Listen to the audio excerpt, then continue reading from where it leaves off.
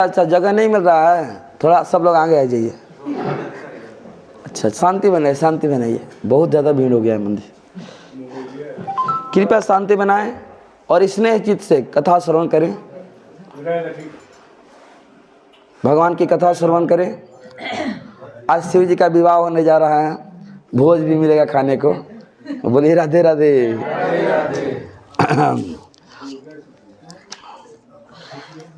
शिव जी की पत्नी सती जी ने अपना शरीर छोड़ दिया है, तो भगवान शिव बड़े आनंद में अपने प्रभु के नाम का जप कर रहे हैं और राम नाम का ऐसा चिंतन किए कि उनकी बहुत दिन के लिए 10,000 वर्ष के लिए समाधि लग गई। बोलिए राधे राधे। उसी समय एक असुर पैदा हो गया जिसका नाम था तारकासुर। वो ब्रह्मा जी की प्रार्थना, ब्रह्मा जी का तपस्या किया। ब्रह्मा जी प्रसन्न हो गए, बोले बेटा वर मांगो। तो बोला कि मुझे अमर बना दो। ब्रह्मा जी ने कहा कि मैं खुद ही अमर नहीं हूँ तो तुमको कहाँ से अमर बना दूँ। तो आप यही वर दीजिए कि शिव जी के पुत्र के अलावा मैं किसी के द्वारा न मरूं। भगवान शिव के पुत्र के अलावा किसी के हाथों न मरूं, क्योंकि उसको पता था कि अब शिव जी विवाह करने वाले नहीं हैं, क्योंकि शिव जी संकल्प ले चुके थे। एक समय की बात है कि शिव जी भगवान श्री रामचंद्र जी के नाम का जय जयकारे लगा रहे थे। सती जी को संदेह हो गया कि जो मनुष्य एक साधारण ही हो सकता है जो अपनी स्त्री के लिए रो रहा हो कि हे खग मृग हे मधुकर श्रेणी तुम देखी श्रीता मृग नैनी, ये कोई भगवान है जो एक स्त्री के लिए रो रहा है? वो क्या कभी भगवान हो सकता है? भगवान शिव ने बहुत समझाया लेकिन सती जी को समझ में नहीं आया। सती जी से भगवान ने कहा कि जब तुमको मेरी बात समझ में नहीं आ रही है तो जाओ परीक्षा ले लो। तो सती जी ने जाकर परीक्षा ले लिया। लेकिन परीक्षा कैसे लिया? माता सीता का भेष बनाया और भगवान श्री रामचंद्र जी अपने अनुज भराता लखनलाल जी के साथ आ रहे थे और इधर से सती जी सीता जी का भेष बना करके आ रही थी। सती जी ने सोचा कि हमको देखेंगे सीता के रूप में तो बहुत प्रसन्न हो जाएंगे कि मेरी पत्नी मुझे मिल गई। लेकिन भगवान समझ गए। भगवान को बड़ा आश्चर्य हुआ कि माता सती जी अकेले इस वन में क्यों घूम रही हैं। तुरंत प्रणाम किए भगवान श्री रामचंद्र जी सती जी को कि हे माते आप अकेले क्यों वन में घूम रही हो? बाबा कहाँ हैं? विश्वकेतु कहाँ हैं? बस इतने से ही समझ गई सती जी कि ये साधारण मनुष्य नहीं हो सकता है, क्योंकि मुझे इस भेष में भी पहचान लिया कि मैं शिव जी की पत्नी हूँ। और वहाँ से सती जी जाने लगी, लेकिन जिधर जा रही है उधर ही देख रही है भगवान श्री रामचंद्र जी को। और केवल राम जी को ही नहीं देख रही है, साथ में लखनलाल भी हैं और सीता माता भी हैं। बोलिए राधे राधे। सती जी समझ गई कि ये भगवान है, ये लीला कर रहे हैं कि पत्नी तो इनके साथ है, कि पत्नी का कोई क्या हरण कर सकता है। जब चारों तरफ केवल भगवान ही भगवान दिखाई देने लगे तो सती जी डर गई और दोनों हाथों से अपना नेत्र बंद कर लेती है। भगवान भी समझ गए कि बहुत डर गई है, इसलिए अब हमको इसको अपना रूप नहीं दिखाना चाहिए। जब सती जी ने हाथ हटाया, नेत्र खोला तो क्या देखती है कि वहाँ से वह सब दृश्य समाप्त हो चुका था। सती जी गई भगवान विश्वकेतु शिव जी के पास। शिव जी ने पूछा कि किस विधि से तुमने परीक्षा लिया? सती जी ने कहा कि मैंने परीक्षा नहीं लिया, मुझे आप पर विश्वास है। आप कह रहे थे ना वो भगवान है, तो परीक्षा लेने की क्या ज़रूरत है? लेकिन शिव जी तो त्रिकालदर्शी हैं, सब कुछ जानते हैं। तुरंत नेत्र बंद किए और ध्यान लगाए तो क्या देखते हैं कि ये तो मेरी माँ का रूप बना कर गई थी। और जानते हैं भगवान शिव जी सीता जी को अपना माँ मानते हैं। बोलिए राधे राधे। और भगवान श्री रामचंद्र जी को अपना पिता मानते हैं। माँ का रूप बना कर गई है, इसलिए उस शरीर को उन्होंने त्याग दिया कि आज के बाद इस शरीर से कभी मैं सती के साथ संबंध नहीं बनाऊंगा। बोलिए राधे राधे। ठीक है, मेरे घर रहे, भजन करे, जैसे मैं भजन करूंगा भगवान का वैसे ही इसको भी भजन करना पड़ेगा। सती जी को पत्नी रूप में त्याग दिए थे शिव जी। सती जी को तो इस बात का दुख था ही कि मुझे शिव जी ने पत्नी रूप में त्याग दिया है, लेकिन सबसे ज़्यादा दुख तो उस बात की हुई कि उनके पिताजी ने अपने बेटी सती को निमंत्रण नहीं दिया। बोलिए राधे राधे। सती जी को दो दुख, बहुत भारी दुख हुआ, पिताजी के द्वारा और अपनी गलती से, जो उनसे भूल हुआ था, जो उन्होंने शिव जी की बात नहीं मानी थी। और दोनों जगह उन्होंने शिव जी की बात नहीं मानी।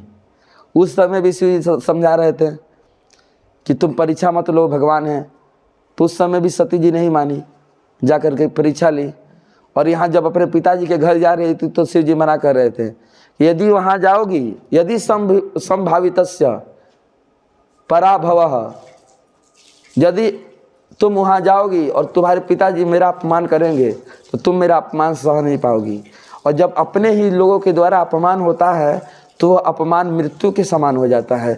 इसलिए है सती, तुम बच करके नहीं आओगी, तुम मर जाओगी। शिव जी समझाए थे, शिव जी सब समझ रहे थे, वो त्रिकालदर्शी थे, लेकिन सती जी उनकी बात नहीं मानी। पिता के घर गई और अपने शरीर को अग्नि में जला करके भस्म कर दिया। बोलिए राधे राधे। इसलिए संत की आज्ञा का अवहेलना नहीं करना चाहिए। संत अवज्ञा कर फल ऐसा, जरही अनाथ भवन कर जैस। कहते हैं कि संत की अवज्ञा करने वाला कभी सुखी नहीं रहता है। यही कारण था कि सती जी को भी बहुत दुख उठाना पड़ा। तो इस समय सती जी तो उनके साथ है नहीं, भगवान शिव जी की समाधि लग गई और भगवान शिव विवाह करने वाले हैं नहीं। तारकासुर के विचार से तारकासुर ने मन में विचार किया कि शिव जी का विवाह होगा नहीं, और जब विवाह नहीं होगा तो बेटा कहाँ से होगा। तो उन्हीं के बेटा के अलावा किसी के द्वारा मैं न मरूं, ऐसा वर मांग लिया। और तारकासुर आतंक मचाने लगा, त्राही त्राही मचा दिया। सारे देवता रोते हुए पहुँचे भगवान के पास। भगवान बोले कि नारद जी ही काम बना सकते हैं। तो नारद जी क्या किए कि नारद जी पहले पता लगाने लगे, क्योंकि नारद जी को पता था कि सती जी के अलावा किसी और से विवाह करेंगे भी नहीं। सती जी उनके अर्धांगिनी है, लेकिन सती जी के उस शरीर से तो विवाह नहीं करेंगे।